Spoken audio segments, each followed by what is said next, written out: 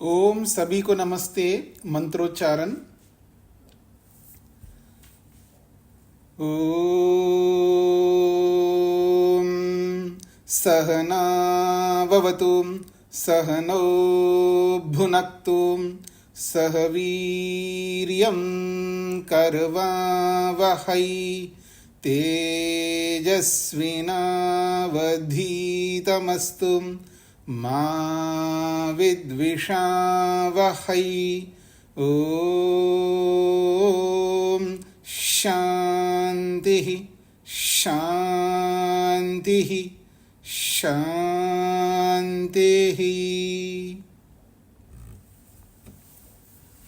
वेदांत दर्शन की कक्षा संख्या 52 है। प्रथम अध्याय का चौथा पाद प्रारंभ हुआ है कल। उसके 4 सूत्र हमने पूरे किए हैं। 1, 4, 4 ये पूरे हुए हैं। 5वें सूत्र से प्रारंभ करना है।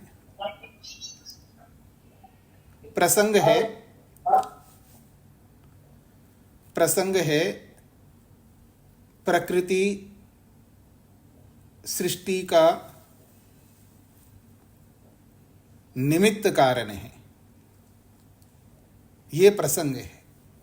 प्रश्नकर्ता का कहना है प्रकृति यानी सत्वरजस तमस ये सृष्टि को उत्पन्न करते हैं और प्रलय भी करते हैं, अर्थात निमित्त कारण है। सिद्धांती का उत्तर है नहीं, ये तो केवल अलंकारिक वर्णन है। जड़ वस्तु निमित्त कारण नहीं हो सकती। इसी बात को आगे बढ़ाते हैं। 5वां सूत्र है वदति इति चेत न प्राज्यो ही प्रकरणात्।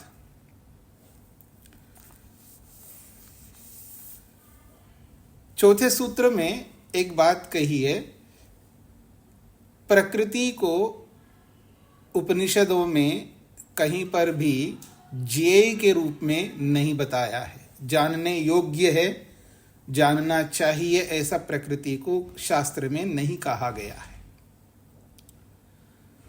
तो प्रश्नकर्ता कहता है वदति इति चेत, शास्त्र ऐसा कहता है, ज्ञेय है, प्रकृति जानने योग्य ऐसा शास्त्र कहता है, तब क्या करोगे आप?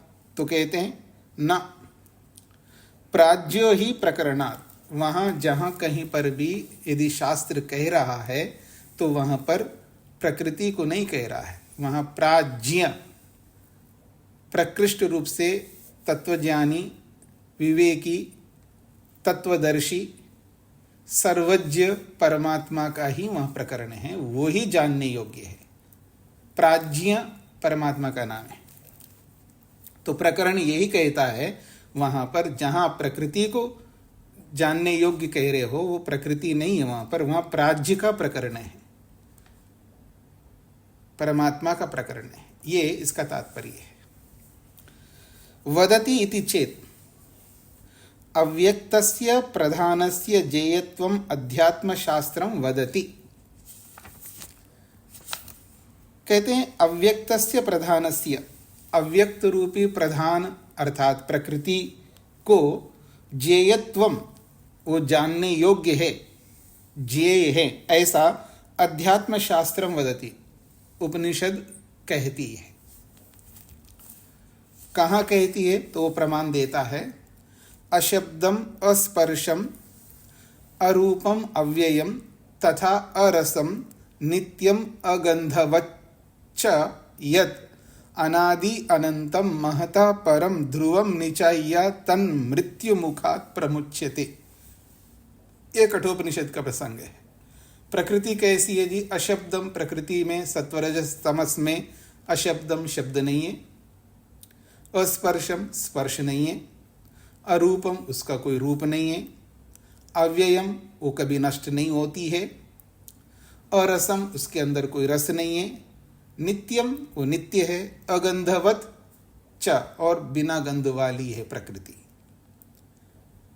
यत अगंधवत जो गंध वाली नहीं है। इतना ही नहीं है, अनादि है और अनंत है। महता परम और महतत्व से वो परम है, सूक्ष्म है। ध्रुवम वो स्थिर है, निश्चल है। और उसको निचाइया, उसको जानना चाहिए। उसको जान लेने से ही तद मृत्यु मुखात प्रमुच्यते, वो आत्मा जो है मृत्यु के मुख से छूट सकता है। शास्त्र तो कह रहा है वो जेय है। ये प्रमाण प्रस्तुत उसने किया है प्रश्नकर्ता ने। अब कहते हैं अत्र वचने, ये जो उपनिषद का वचन यहां पर दिया है, इस वचन में शब्दादि विहीनत्व विशेषणेन, शब्दादि से रहित ऐसे विशेषण के द्वारा, तथा च और एक बात कही है, महता परमिति वर्णनेन, और महतत्व से भी सूक्ष्म है ऐसा वर्णन से पता लगता है। प्रकृत्याख्यम प्रधानम अव्यक्तम निचाय्य जेयमिति स्पष्टते। प्रकृति नामक जो प्रधान है, अव्यक्त है, उसको निचाय्य, उसको जानना चाहिए, वो जेय है, जानने योग्य है, ऐसा शास्त्र स्पष्ट रूप से कहता है।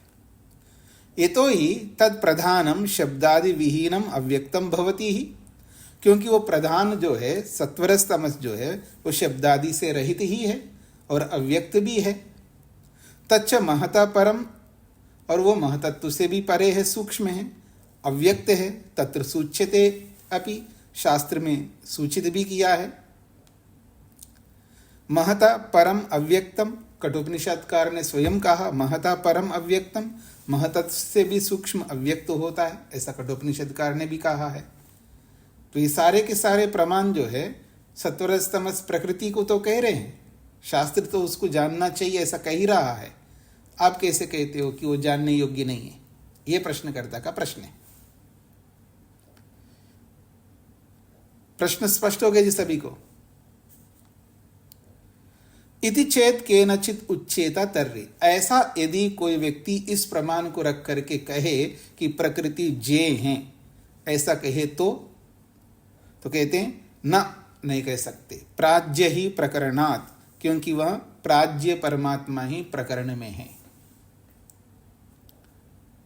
नैवं वाच्यम नैव एतत् सम्यक, ना तो आपको कहना चाहिए ना ऐसा कहना उचित है। क्यों? ये तो ही क्योंकि प्राज्य परमात्मा एव जेयत्वेन अत्र प्रकरणात् स्पष्टते, क्योंकि वहां प्राज्य परमात्मा ही जेय के रूप में, जानने योग्य के रूप में इस प्रकरण में स्पष्ट रूप से बताया गया है। प्रकरणम ही तत्र परमात्मनो विद्यते, क्योंकि वहां प्रकरण परमात्मा का है। पूर्वता प्रक्रियते परमात्मा, और पहले से, केवल वही नहीं, पहले से ही परमात्मा का प्रकरण वहां पर आ रहा है। पूर्वतः प्रक्रियते परमात्मा, पहले से ही प्रकरण में परमात्मा चला आ रहा है वहां पर। कैसे? पुरुषात् न परम किंचित सा काष्ठा सा परागति। पुरुषात् न परम किंचित, पुरुष से सूक्ष्म, पुरुष से परे, पुरुष से श्रेष्ठ कोई नहीं है। सा काष्ठा, वही अंतिम है, वो अंतिम है। स काष्ठा, उसके आगे और कोई नहीं है। स परागति, और वही परम गति है हम सबके लिए। एषा सर्वेषु भूतेषु गूढ़ो आत्मा न प्रकाशते, और एषा, ये जो पुरुष है वो कैसा है? सर्वेषु भूतेषु, समस्त जड़ चेतनों में, गूढ़ो आत्मा, वो गूढ़ है, सूक्ष्मता से विराजमान है। न प्रकाशते, ऐसे ही किसी इंद्रियों से या कैसे ही यूं ही प्रकाशित नहीं होता है, उसको प्रकाशित करना पड़ता है मेहनत पुरुषार्थ करके। कैसे प्रकाशित करना पड़ता है? जो उसको कहते हैं दृश्यते तु अग्रिया बुद्धिया सूक्ष्मया सूक्ष्मदर्शी भी, कहते हैं सूक्ष्मदर्शी भी, जो सूक्ष्मदर्शी है। सूक्ष्मदर्शी समझते हैं ना जी आप लोग? पहले भी आया सूक्ष्मदर्शी। सूक्ष्मदर्शी का मतलब है बहुत सूक्ष्मता से देखने वाला, बहुत सूक्ष्मता से दूर तक देखने वाला। हम पिछड़े क्यों हैं जी? पिछड़े जाति के हम लोग, योग की भाषा में कह रहा हूं। हम इतने पिछड़े, जैसे दूसरों को आप कहते हैं पिछड़ा जाति है, मनुष्य को आप कहते हैं ये पिछड़े जाति का है। अरे मनुष्य जाति क्या होती है? पर मैं कह सकता हूं हम सब पिछड़े जाति के हैं। हम तत्काल देखते हैं, हम परिणाम को देखते, प्रभाव को देखते, फल को बिल्कुल नहीं देखते। झूठ बोलने का परिणाम वहां सुख दिखाई देता है व्यक्ति को। गलत कर्म करने से उसको परिणाम में सुख दिखाई देता है, उसको फल समझ बैठता है, क्योंकि वो दूर तक देखता नहीं है। जिस किसी के साथ हम गलत करते हैं, सास के साथ, बहू के साथ, पति के साथ, पत्नी के साथ, गुरु के साथ, शिष्य के साथ, पड़ोसी के साथ, देश के साथ, किसी के साथ भी जो भी हम गलत करते हैं, इसलिए करते हैं क्योंकि परिणाम में हमको सुख दिखाई देता है। उस गलत कर्म के पीछे प्रभाव में हमको सुख दिखाई देता, उस प्रभाव को, उस परिणाम को ही हम फल मान बैठते हैं, लाभ मानते हैं। इसलिए तो गलत करता है व्यक्ति, क्योंकि हम दूर तक नहीं देख सकते, सूक्ष्मदर्शी नहीं है। लेकिन जो सूक्ष्मदर्शी है, जो बहुत दूर तक देखते हैं, हम लोग तत्काल देखते हैं, और वो लोग 10 साल पीछे के 10 साल के बाद क्या होगा ये देखते हैं, 100 साल के बाद क्या होगा ये देखते हैं। 10 साल, 20 साल, 40 साल, 50 साल, 60, 70, 80, 100, अगले जन्म में मेरा क्या होगा ये देखते हैं। 10 जन्मों के बाद मेरी क्या गति होगी ये देखते हैं। 100 जन्म के बाद मेरी क्या स्थिति होगी ये देखते हैं। पूरी सृष्टि जब प्रलय में चले जाए तो नई सृष्टि जब बनती है तब मेरी क्या गति होगी वो देखते हैं।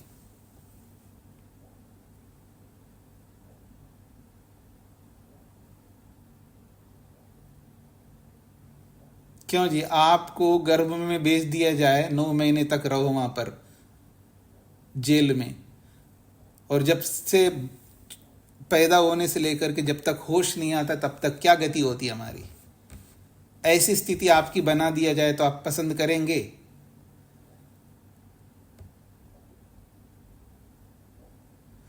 अच्छा, आपको बिल्कुल गर्भ में भेज करके छोटे से 2.5-3 किलो के बच्चे को बाहर निकाले, अथवा 20-25 साल के नौजवान बना करके निकाले बाहर, बाहर निकलते सब कुछ होश में रहता है आदमी।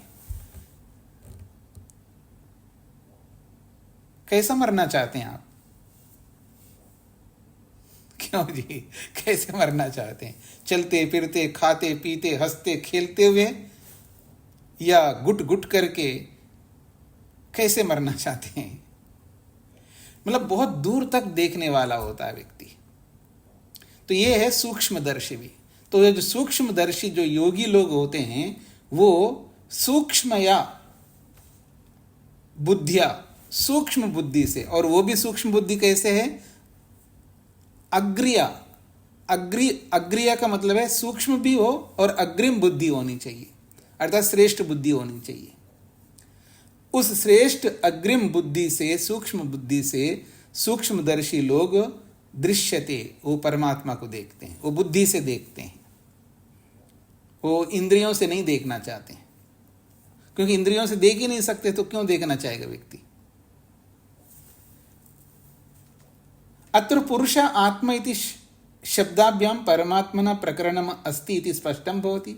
यहाँ इसी प्रसंग में पुरुष शब्द से, आत्मा शब्द से, 2 शब्दों से परमात्मा का प्रकरण है, ऐसा स्पष्ट रूप से पता लग ही रहा है।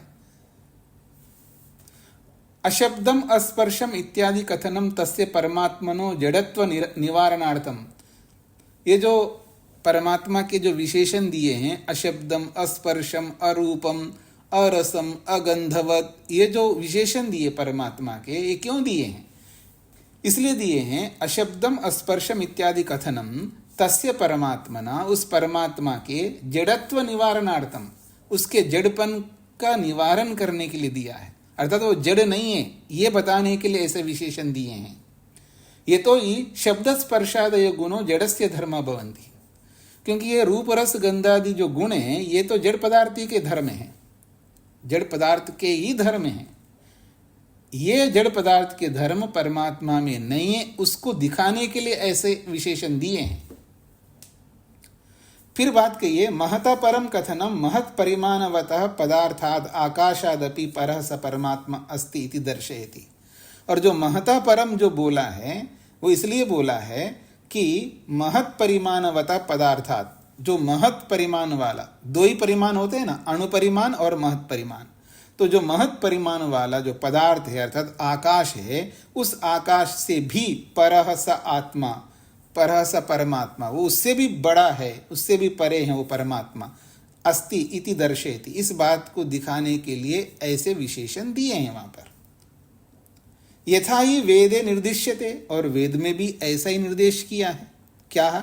त्वमस्य पारे रजसो व्योमनः, त्वम हे परमेश्वर तुम कैसे हो, अस्य रजसः व्योमनः पारे, इस रजस से अर्थात इस पृथ्वी आदि लोकों से। स्वामी दयानंद सरस्वती जी ने अस्य का अर्थ है इस क्लेशमय, क्लेशों से युक्त रजसा, ये जो पृथ्वी आदि लोक हैं ये सब क्लेशों से युक्त है, इनसे और व्योमन आकाश से पारे बहुत दूर हो आप। त्वम हे परमात्मा तुम इस क्लेशमयी पृथ्वी आदि लोकों से, व्योमना आकाश से पारे बहुत दूर हो। ये वेद भी स्वयं कहता है। मृत्यु मुखात् प्रमोक्षो अपि परमात्मा ज्ञानादेव भवति इति वैदिक सिद्धांतः। और मृत्यु के मुख से छूट जाना परमात्मा के ज्ञान से ही होता है, ये तो वैदिक सिद्धांत है।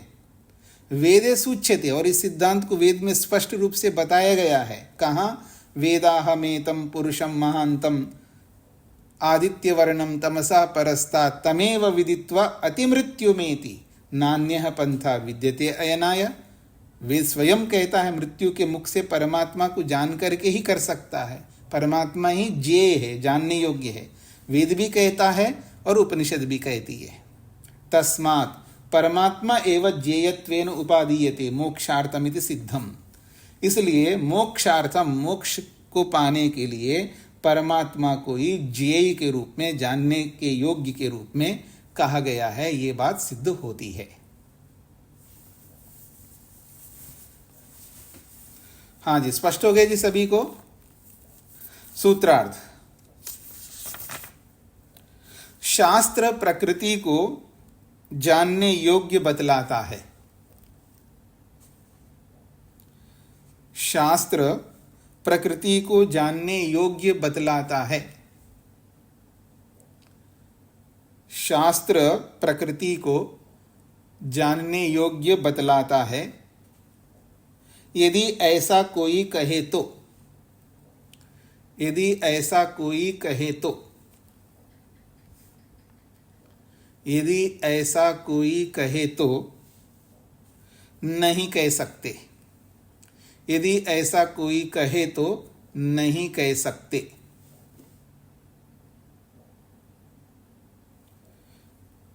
यदि ऐसा कोई कहे तो नहीं कह सकते, क्योंकि शास्त्र के उक्त प्रसंग में, क्योंकि शास्त्र के उक्त प्रसंग में, क्योंकि शास्त्र के उक्त प्रसंग में प्रज्ञा नहीं, प्राज्ञा ब्रह्म का ही प्रकरण है। प्राज्ञ ब्रह्म का ही प्रकरण है। क्योंकि शास्त्र के उक्त प्रसंग में प्राज्ञ ब्रह्म का ही प्रकरण है, प्रकृति का नहीं। क्योंकि शास्त्र के उक्त प्रसंग में प्राज्ञ ब्रह्म का ही प्रकरण है, प्रकृति का नहीं। शास्त्र प्रकृति को जानने योग्य बतलाता है। यदि ऐसा कोई कहे तो नहीं कह सकते, क्योंकि शास्त्र के उक्त प्रसंग में प्राज्य ब्रह्म का ही प्रकरण है, प्रकृति का नहीं।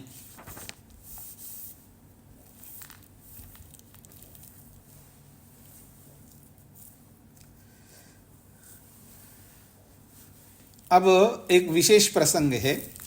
ये जो बात कही ना कि प्रकृति को अशब्दम, अस्पर्शम, अरूपम, अव्यक्तम कहा गया है, ये प्रश्नकर्ता का प्रश्न है। प्रकृति को क्यों कहा गया है? अब जीवात्मा को भी कह सकते हो, परमात्मा को भी कह सकते हो, प्रकृति को भी कह सकते हो, हमें कोई आपत्ति नहीं है। हमें कोई आपत्ति नहीं है, प्रकृति में भी घटित होता है अशब्दम, अस्पर्शम, अरूपम, अव्यक्तम। क्या जीवात्मा में लागू नहीं होता है? जीवात्मा में भी लागू होता है, परमात्मा भी लागू होता है, तीनों पदार्थों में लागू होते हैं। इसी बात को समझाने के लिए छठा सूत्र है, बहुत महत्वपूर्ण है। इससे भी आपको पता लगेगा कि वेद व्यास जी क्या मानते हैं। मतलब ब्रह्म सत्यम जगत मिथ्या मानते हैं या तीनों पदार्थों को मानते हैं। त्रयाणाम एवच एवं उपन्यासः प्रश्नश्च। त्रयाणाम एवच एवं उपन्यासः प्रश्नश्च। एवं त्रयाणाम, ये तो तीनों के लिए लागू होता है, क्योंकि शास्त्रों में प्रश्न भी वैसा ही किया तीनों को लेकर के, और उपन्यासः उसका समाधान भी वैसा किया है। एवं च त्रयाणाम एव प्रश्न उपन्यासः च। तत्र पूर्वोक्त उदाहरिते अशब्दम अस्पर्शः महता परम इति वचने। तत्र पिछले सूत्र में पूर्वोक्त उदाहरिते, पूर्व में कहे गए उस उदाहरण में ये जो अशब्दम, अस्पर्शम, अरसम, अगंधम ये जो बोला है, इति वचने, इस वचन में अव्यक्तम प्रदानम स्वीक्रियेता तर्हि, यदि आप अव्यक्त प्रदान रूपी प्रकृति को स्वीकार करते हैं तो, तर्हि कथम न त्रय एव, क्यों ना आप तीन को स्वीकार नहीं करो? ईश्वर, जीव, प्रकृतिश्च पदार्थः स्वीक्रियेरन्। ईश्वर, जीव और प्रकृति तीनों को स्वीकार करो ना, केवल प्रकृति ही क्यों? ये बात आपको स्पष्ट हो गई जी? क्या जब आप प्रकृति के ऊपर लागू कर रहे हैं, हम मानते हैं प्रकृति अशब्दम है, अस्पर्शम है, अरूपम है, अव्यय है, अरसम है, नित्य है, अगंधवत है, अनादि है, अनंत है, महता परम है, ये सारे के सारे लक्षण जो है प्रकृति में आप लागू करते तो जीव में भी लागू होते हैं। जीव भी ऐसा ही है और ईश्वर तो है ही ऐसा ही। तो आप जो आग्रह कर रहे हो कि प्रकृति को ही लेना चाह रहे हो, नहीं चलेगा आपका आग्रह, क्योंकि कॉमन है, ये तीनों में लागू हो सकता है, और जो कॉमन है उसको आप प्रमाण नहीं बना सकते, याद रखना। जो सबके साथ जुड़ सकता हो उसको प्रमाण नहीं ले सकते आप। कई बार भूले आप यही करते रहते हैं कि जो कॉमन होता है उसको पकड़ करके बैठते आप, ऐसा प्रमाण नहीं लाते हैं जो दूसरों में लागू नहीं होता हो।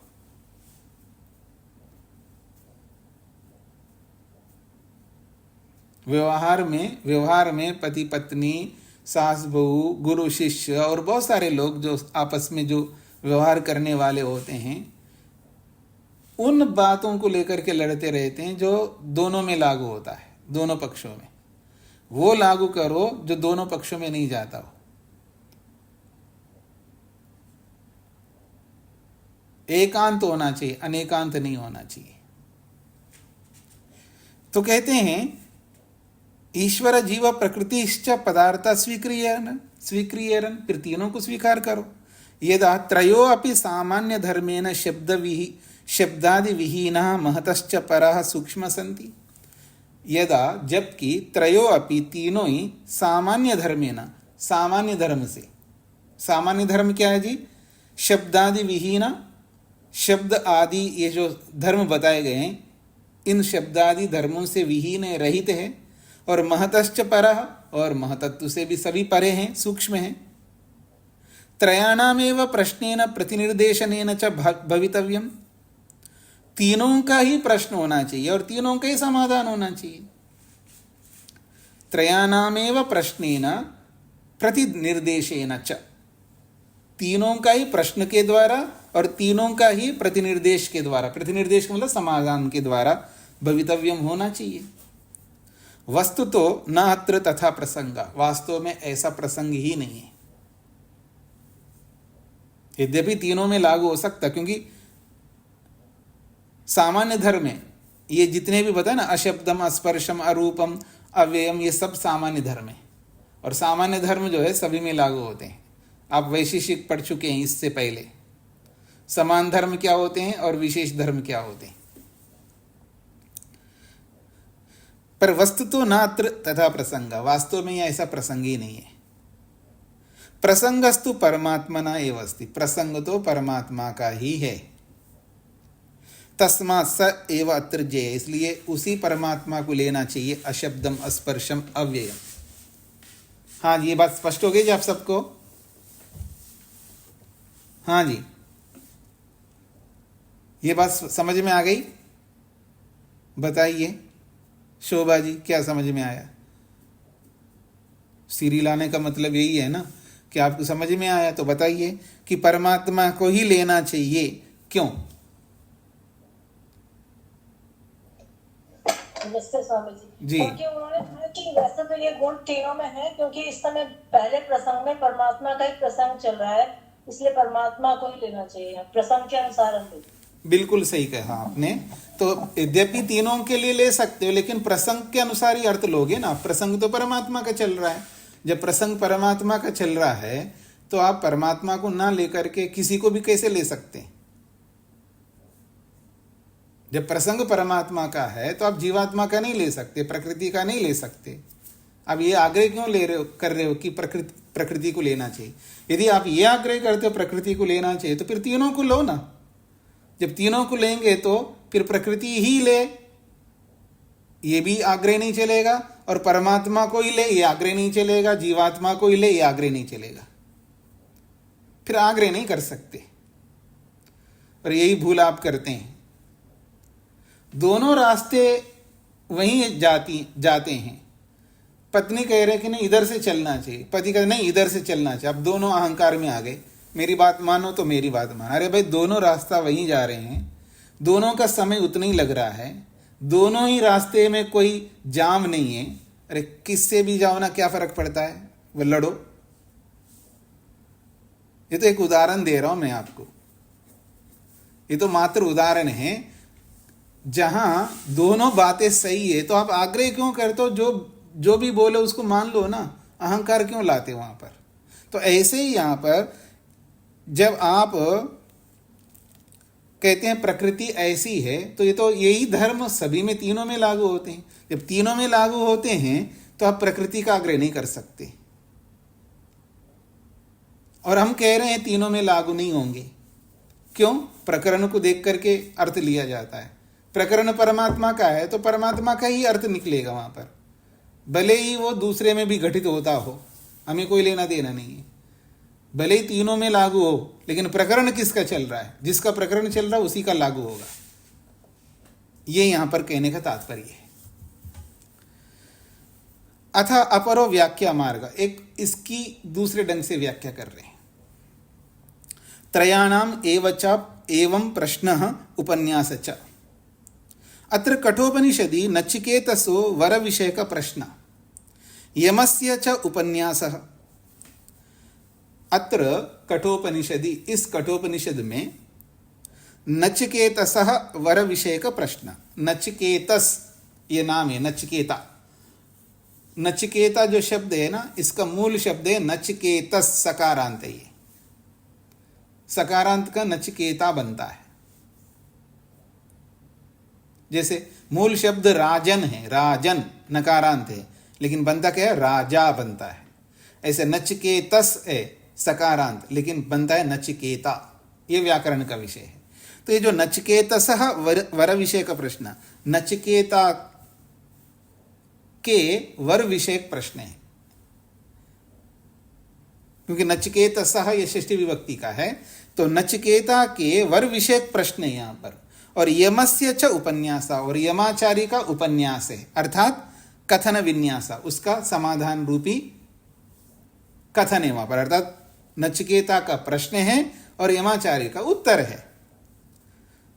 तो उपन्यास कहो, कथन विन्यास कहो, प्रतिवचन क्रम बोलो। प्रतिवचन क्रम, कथन विन्यास, उपन्यास, ये तीनों शब्द समाधान के लिए उत्तर के अर्थ में हैं। नचिकेता का प्रश्न है और यमाचार्य का उत्तर है, ये इसका तात्पर्य है। त्रयाणाम संबंधे, अर्थात यहां तीनों का संबंध है, क्योंकि तीन प्रश्न उसने किए, तीन प्रश्न उसने किए और तीनों का समाधान है यहां पर। अर्थात प्राण रूपे पितरी, पहला प्रश्न उसका प्राण स्वरूप अपने पिता के बारे में उसने प्रश्न किया है, और दूसरा प्रश्न है अहमात्मा के अग्नौ अहम ज्योतिषी, अहमात्मा के अर्थात मैं स्वरूप वाला जो अग्नि ज्ञान स्वरूप अहम ज्योति स्वरूप है जो जीवात्मा, उसके जीवात्मा विषयक प्रश्न है दूसरा।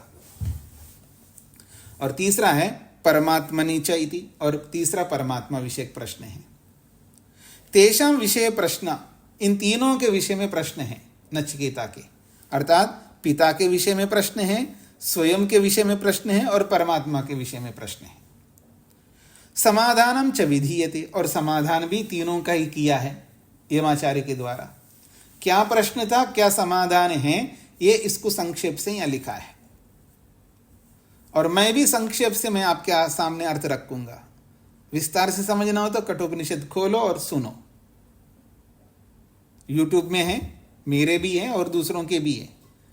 वानप्रस्थादक आश्रम चैनल में कठोपनिषद सारी उपनिषद है वहां पर यूट्यूब में, मेरी भी है औरों के भी है, तो आप निकालो सुनो। मेरे से अपेक्षा नहीं करो कि ये तीनों प्रश्नों का समाधान और प्रश्न समाधान रखूं, तो पूरी कठोपनिषद पढ़ानी होगी आपको। यहां पर यह संक्षेप से लिखा है तो मैं संक्षेप से बताऊंगा। पहला प्रश्न पिता के बारे में करता है वो, शांत संकल्प सुमना यथा स्याद वीतम वीतमन्यु गौतमो मां अभिमृत्यो हो, मृत्यो हो ये संबोधन है। ये मृत्यु स्वरूप यमाचार्य, मेरा जो पिता है ना वो कैसा हो, शांत संकल्प, वो शांत संकल्प वाला हो जाए। सुमना, इनका मन उद्विग्न है, सुंदर मन वाले बन जाए मेरे पिता। यथा स्यात्, जैसे मेरे पिताजी शांत संकल्प वाला सुमन वाला हो। और वीतमन्यु, गुस्से में है अभी इस समय, वीतमन्यु गुस्सा रहित हो जाए। गौतमः,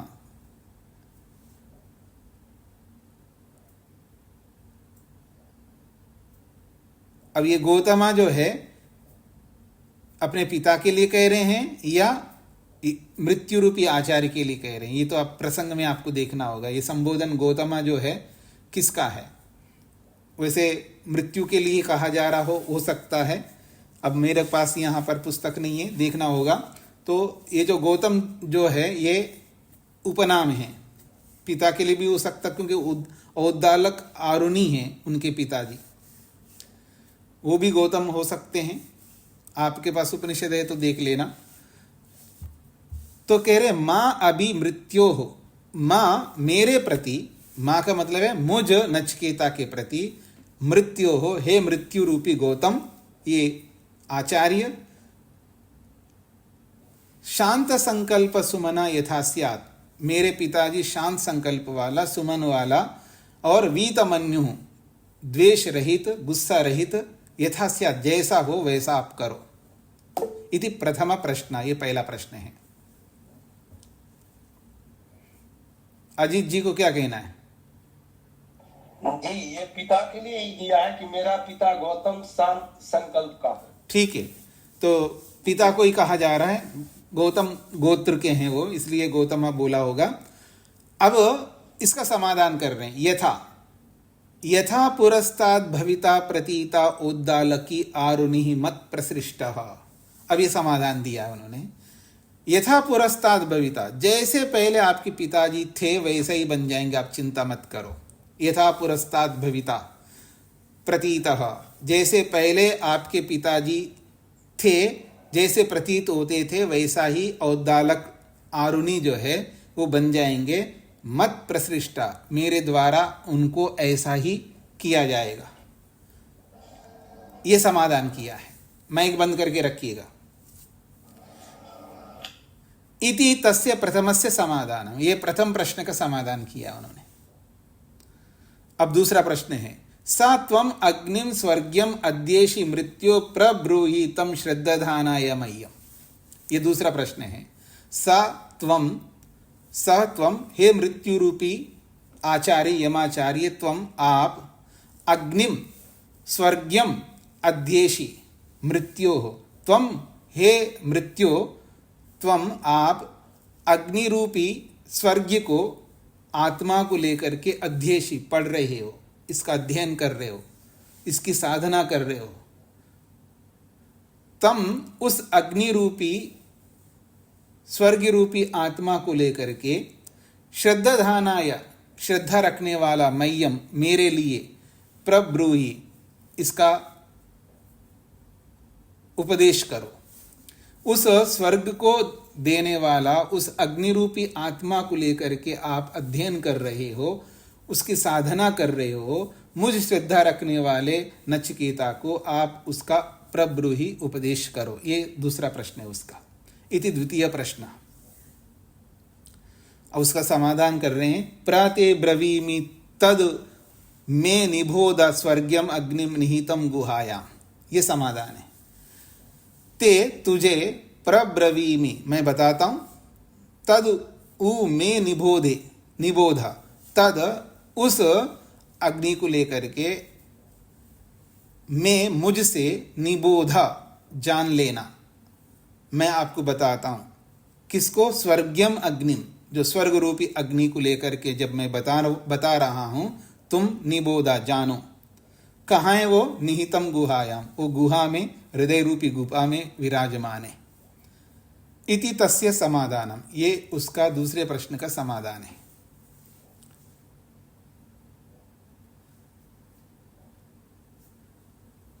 अब तीसरा प्रश्न, या इयं प्रेते विचिकित्सा मनुष्ये अस्ति इति एके नायमस्ति इति चे एके।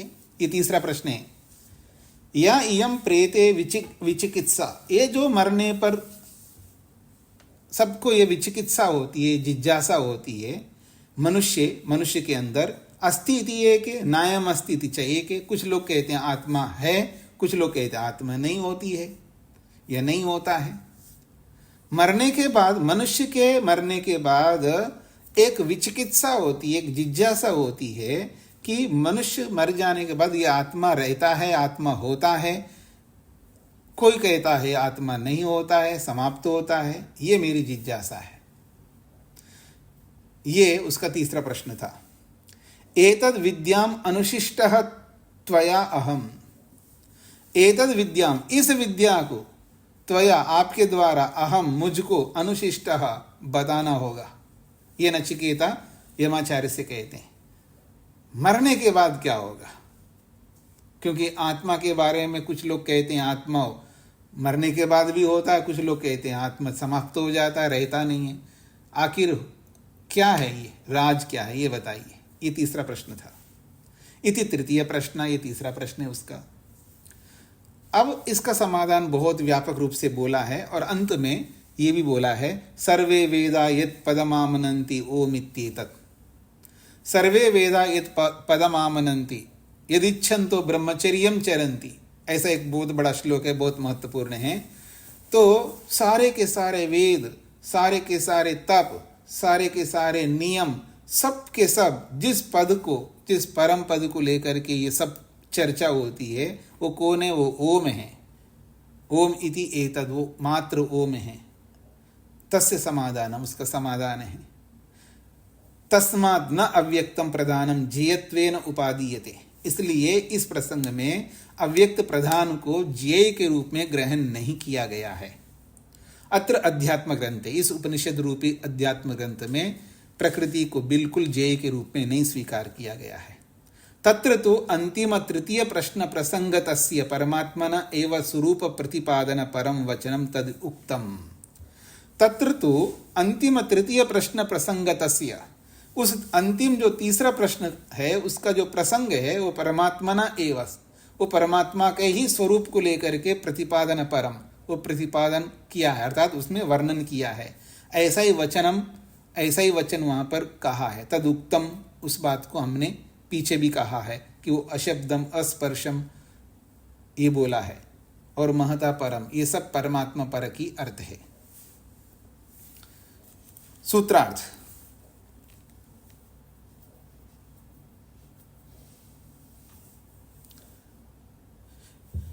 केवल प्रकृति के विषय में क्यों,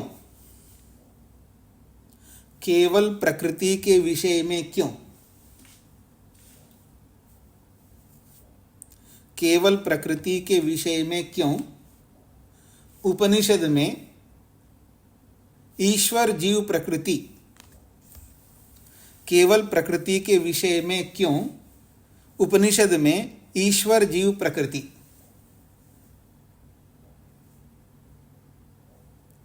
उपनिषद में ईश्वर जीव प्रकृति, इन तीनों के विषय में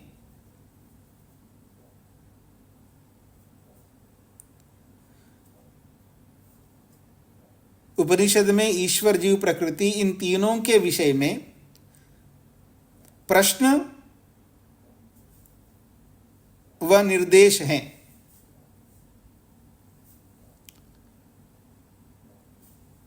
जीव प्रकृति इन तीनों के विषय में प्रश्न व निर्देश है, ऐसा क्यों ना जाना जाए।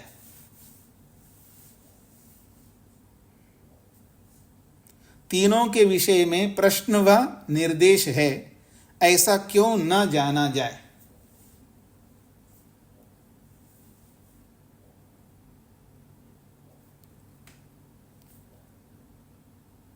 इन तीनों के विषय में प्रश्न व निर्देश है, ऐसा क्यों न जाना जाए।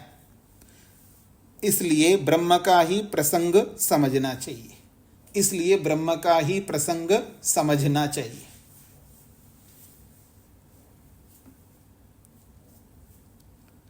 इसलिए ब्रह्म का ही प्रसंग समझना चाहिए।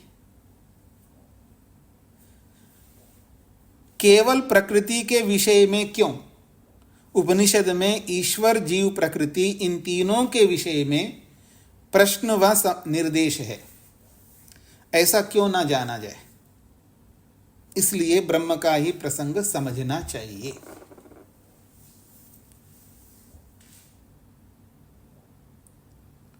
ठीक हो गए जी, स्पष्ट हो गए। आगे बढ़ूं, सूत्र संख्या 7, राजगोपाल जी। जय आचार्य, नमस्ते। यहाँ पर उपन्यास जो आया है इसको क्या अर्थ लेंगे? समाधान, उत्तर। जी जी, वेद प्रिया जी। स्वामी जी, सूत्र संख्या 5 में जो परमात्मा के विषय में उत्तर कर्ता ने बताया कि परमात्मा को अशब्द स्पर्श आदि का कथन यहाँ इसलिए है क्यों परमात्मा की जड़त्व निवृत्ति के लिए। जी, तो स्वामी जी, जड़ तो प्रकृति भी है, लेकिन अव्यक्त प्रकृति जड़ कैसे समझेंगे? प्रकृति तो जड़ है ही, फिर भी उसको शब्द आदि रहित कहा है, तो क्या अव्यक्त प्रकृति शब्द आदि गुणों से रहित है? इसीलिए देखिए, कंफ्यूज नहीं होना। हाँ, सृष्टि में तो ये सब है जो दिखाई दे रहा है, सृष्टि रूप रस गंध आदि है। मूल प्रकृति में कोई शब्द नहीं है, कारण प्रकृति में शब्द नहीं है, स्पर्श नहीं है, रूप नहीं है, वो अव्यक्त भी है, प्रकट भी नहीं होता है, रस भी नहीं है, वो नित्य भी है और गंध भी नहीं है, और अनादि भी है और अनंत भी है। ये सारे नियम जो भी बोले वो सब प्रकृति में भी घटित होते हैं, जीवात्मा में भी घटित होते हैं, परमात्मा में तो होते ही होते हैं। और यहाँ प्रश्नकर्ता ने प्रकृति को लेने के लिए कहा, क्योंकि प्रकृति में ये घटित होते हैं। तो सिद्धांति ने कहा यूं अगर आप कहते हो तो तीनों में भी घटित हो जाएंगे, पर यहाँ प्रकृति नहीं है क्योंकि प्रसंग में परमात्मा है। ये इसका समाधान है। बाकी बीच में जो आपको परेशानी हो रहे हैं कि वो जड़त्व के निवारण के लिए कहा है, तो जब परमात्मा का प्रसंग आएगा तो परमात्मा का अर्थ लिया है, तो परमात्मा का अर्थ लिया है तो उसको अशब्दम अस्पर्शम क्यों कहा? इसलिए कहा क्योंकि जड़ के धर्म उसमें नहीं है, ये बताने के लिए विशेषण दिए हैं, ऐसा अर्थ समझना है जी। ठीक। हाँ जी, आगे बढ़ता हूं जी। महद्वच्च, 7वां सूत्र, महद्वच्च, महद्वत और च, यच्च अशब्दम अस्पर्शम अनादि अनंतम महता परम, अत्र महता परम उक्तम। इस प्रमाण में महता परम जो कहा गया है, तदत्र महत् शब्दो महद्वत इति विज्ञेय। ये उदाहरण में जो महत् शब्द आया है, ये महद्वत ऐसा जानना चाहिए। महद्वत का मतलब महतत्व के समान, ऐसा भी समझ सकते हैं, और यह महद्वत का मतलब महत् परिमाण वाले के समान, ऐसा भी समझ सकते हैं। तत्र महता परम इत्यत्र महद्वता परम, महता परम जो बोला है उदाहरण में, इसका अर्थ है महद्वता परम, महत् परिमाण वाले से परे, अर्थात महत् परिमाणवतो व्योमनः परमिति ज्ञातव्यम। महत् परिमाण वाले जो आकाश है उससे भी परे है, ऐसा जानना चाहिए। यह है महद्वत का अर्थ। यथा च वेदे व्योमनः परा परमात्मा निर्दिष्टा, जैसा कि वेद में व्योमनः परा परमात्मा निर्दिष्टा, आकाश से भी बड़ा है, आकाश से भी परे है, ऐसा साक्षात वेद में भी निर्देश किया है, और वो परमात्मा है। जैसे कि त्वमस्य पारे रजसो व्योमनः, व्योमना आकाश से भी वो परे है, ऐसा वेद भी कहता है। ये एक अर्थ पूरा कर दिया है। महद्वत का मतलब है महत् परिमाण वाले पदार्थ से भी बड़ा है, परे है। इस अर्थ को बताने के लिए महता परम आया है। अब कहते हैं अपरो व्याख्या मार्ग, अब दूसरा अर्थ कर रहे हैं इसका, महद्वत का। महद्वच्च, महद्वत इत्यत्र वत् प्रत्यय सादृश्य विज्ञेय। यहाँ महद्वत में दूसरी व्याख्या के अंदर महद्वत में जो वत् प्रत्यय आया है, ये सादृश्य के अर्थ में जानना चाहिए। सादृश्य समझते हैं ना, समान, तरह, उसके समान, उसकी तरह, ऐसा। चकाराच न इति अनुकर्षणार्थ, और सूत्र में जो च आया है ना महद्वत, उसके बाद च, चकार जो है नकार को अनुवृत्ति में लाने के लिए, जो नकार है ना 5वें सूत्र में जो न आया है, उसकी अनुवृत्ति यहाँ 7वें सूत्र में लाने के लिए चा का प्रयोग किया है, ऐसा कहना चाहते हैं। तदा, तो जब सादृश्य अर्थ में महद्वत है और नकार भी है, तो दोनों को मिलाएंगे तो क्या अर्थ होगा? कहते हैं तदा सूत्रस्य अयम अर्थो जाता, सूत्र का यह अर्थ हुआ है यत् की अव्यक्तम प्रदानम न जगत जन्मादि स्वतंत्रम कारणम मोक्षार्थम वा ज्ञेयम। अव्यक्त जो प्रदान प्रकृति है, ये जगत की उत्पत्ति और विनाश का स्वतंत्र कारण नहीं है, और मोक्ष को दिलाने वाला नहीं है, ऐसा ज्ञेयम जानना चाहिए। कथम, कैसे? महद्वत यथा ही महतत्वम जगत जन्मादे न स्वतंत्रम कारणम किंतु गौणम अस्ति, जैसे कि महतत्व जगत को उत्पन्न करने और विनाश करने के लिए स्वतंत्र कारण नहीं है, किंतु गौण कारण है। तथा च न तज्जेयम इष्यते मोक्षार्थम, न ही वो जानने योग्य है, मुक्ति को पाने के लिए प्रकृति को जानना चाहिए, ऐसा शास्त्र में नहीं कहा है। कुतः, क्यों नहीं कहा है? महता परम अव्यक्तम, महता परम अव्यक्तम, महतत्व से भी सूक्ष्म अव्यक्त प्रकृति है, ये जो कठोपनिषदकार ने कहा है। इति पाठात, इस पाठ से पता लगता है पराश्रयत्वात्, क्योंकि ये पराश्रय है, दूसरे के अधीन है। इस पाठ से ये पता लगता है कि ये दूसरे के अधीन है।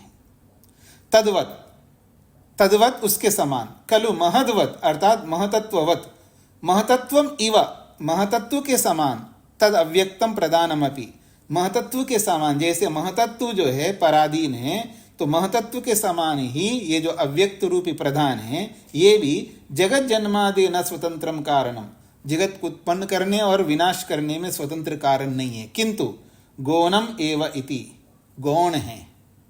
नापि मोक्षार्थम ज्ञेयम भवितुमर्हति, और न ही मोक्ष को पाने के लिए जानने योग्य बन सकती है यह प्रकृति।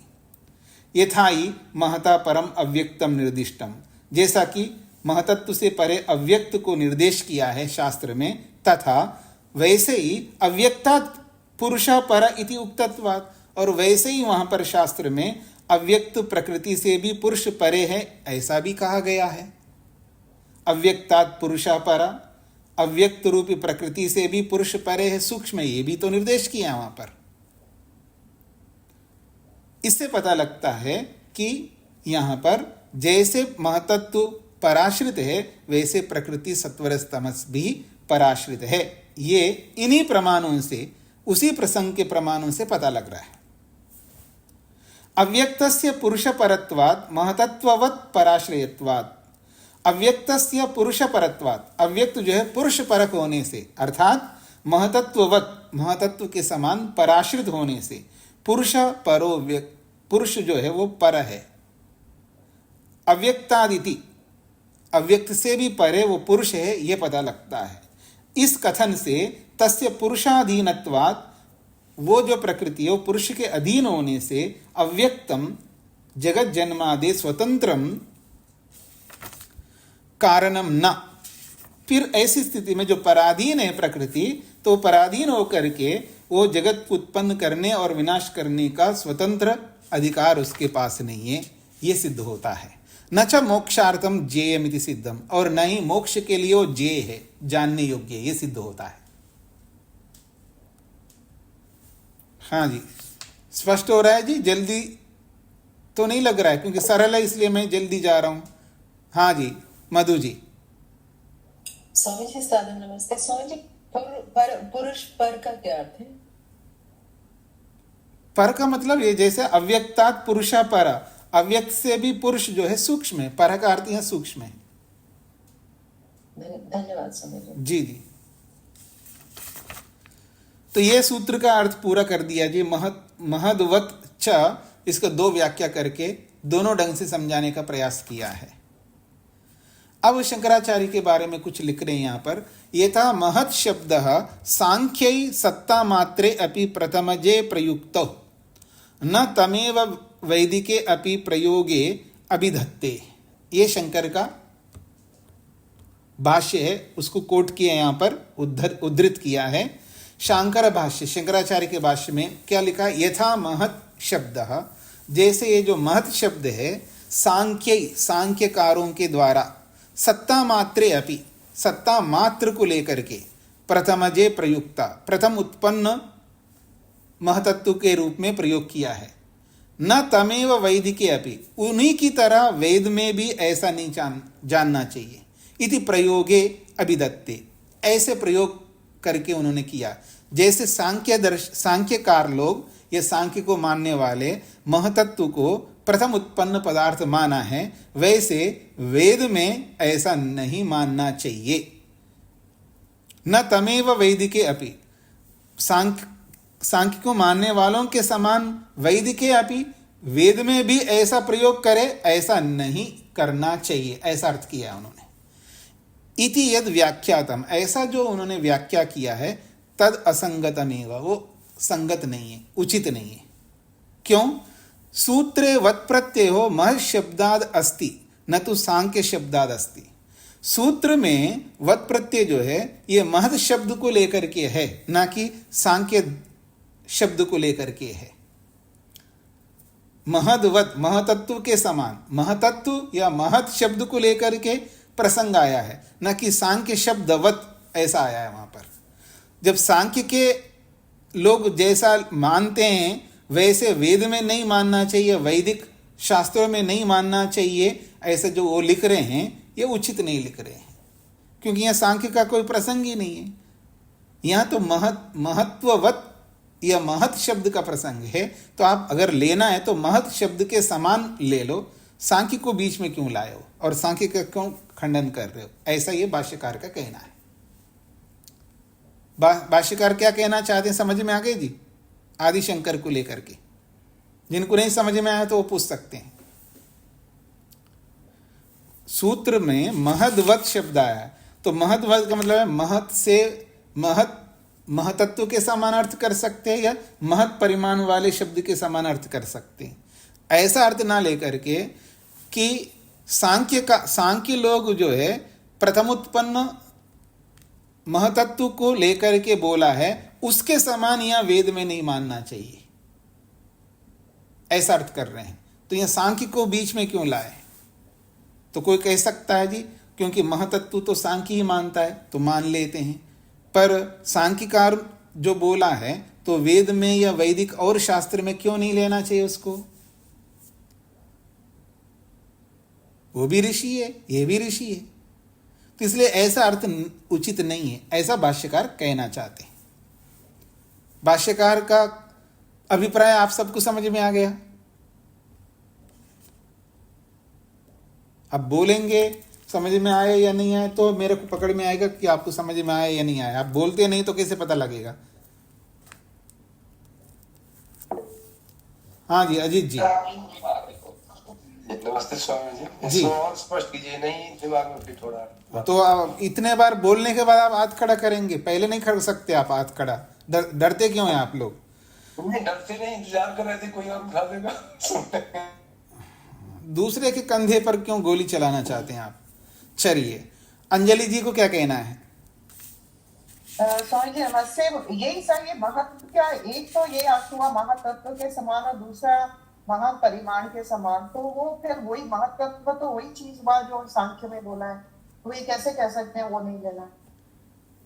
ये कहना चाह रहे हैं महत शब्द को लेकर के सांख्य दर्शन में या सांख्य को मानने वाले जो प्रथम उत्पन्न महतत्व को लेते हैं, उस महतत्व को इस वैदिक के या वेदांत में या उपनिषद में नहीं प्रयोग करना चाहिए, ऐसा अर्थ शंकराचार्य ने कहा है।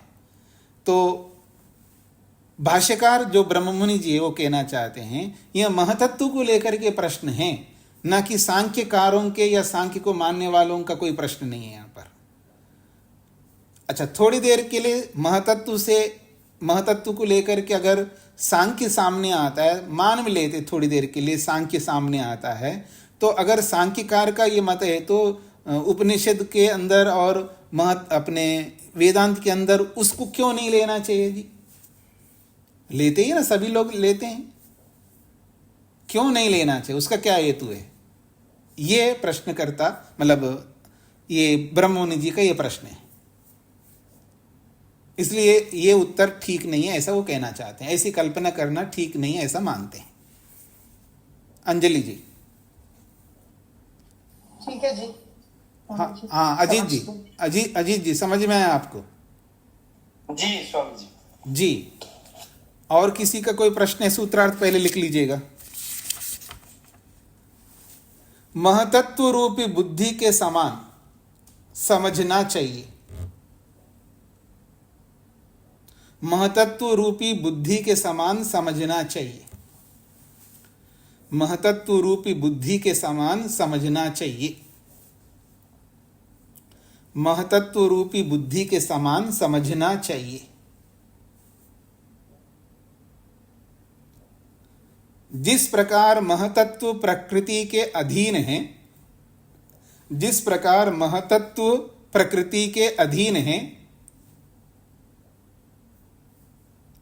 जिस प्रकार महतत्व प्रकृति के अधीन है वह परतंत्र है। जिस प्रकार महतत्व प्रकृति के अधीन है वह परतंत्र है।